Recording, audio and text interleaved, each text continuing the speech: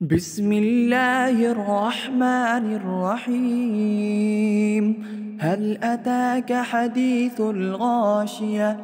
وجوه يومئذ خاشية عاملة ناصبة تصلى نارا حامية تسقى من عين آنية ليس لهم طعام إلا من ضريع لا يسمن ولا يغني من جوع وجوه يومئذ ناعمة لسعيها راضية في جنة عالية لا تسمع فيها لاغية فيها عين جارية فيها سرر مرفوعة وأكواب موضوعة ونمارق مصفوفة وزرابي مبثوثة أفلا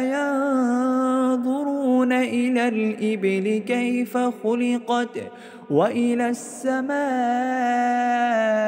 كيف رفعت وإلى الجبال كيف نصبت وإلى الأرض كيف سطحت فذكر إنما